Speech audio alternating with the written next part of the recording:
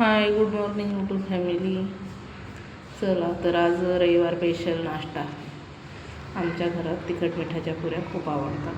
तर मी घेतलं गव्हाचं पीठ, त्याच्यात टाकलं 1 वाटी रवा, छोटी वाटी, थोडंसं टाकलं बेसन आणि आता टाकते थोडेसे मसाले, हळद, तिखट, मीठ, धन्याची पावडर पण टाकत असते, पण धन्याची पावडर नव्हती म्हणून नाही टाकली. आणि ओवा टाकला, थोडासा हातावर चोळून ओवा टाकला आणि आता मस्त घट्टसर असं मळून घेते. मळून घेतल्याच्यानंतर एकीकडे दूध ठेवलं तापायला, चहा करते आणि नंतर पुऱ्या लाटते. आमच्या घरात हे नाश्ता खूप आवडते सगळ्यांनाच, म्हणून आज चला म्हणलं, मुलाची पण तब्येत बरी नव्हती, त्याच्या तोंडाला चव येईल म्हणून आज मी तिखट मिठाच्या पुऱ्या बनवल्या. खूप आवडतात, सगळ्यांना आवडतात. आणि पुऱ्या बनवल्या. तर चला बघूया कशा होतात पुऱ्या. तुम्ही पण करून बघा एकदा अशा नक्की पुऱ्या. खूप छान लागतात चहासोबत खायला. मी तर महिन्यातून एकदा दोनदा तर करतच असते. खूप आवडतात सगळ्यांना.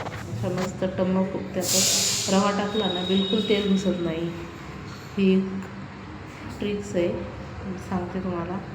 रव्यात पुरी करताना रवा टाकायचा थोडासा, तेल बिलकुल नाही घुसत. अशा माझ्या पद्धतीने पुऱ्या बनवून बघा, खूप छान लागतात.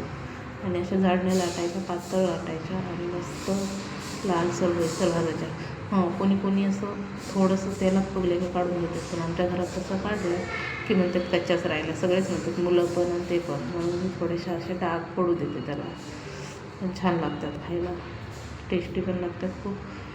सकाळी एकदा नाश्ता केला की आता 3-4 वाजेपर्यंत कोणी जेवणार नाही आणि मला कामावर यायला खूप उशीर होईल. आज 2 तरी वाजते, म्हणून मला आज चहापुरीचाच नाश्ता करावा.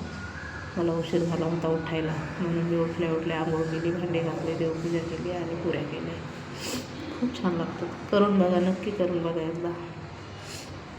माझा मुलगा आणि मी बसलो होतो पहिलेच नाश्ता करायला.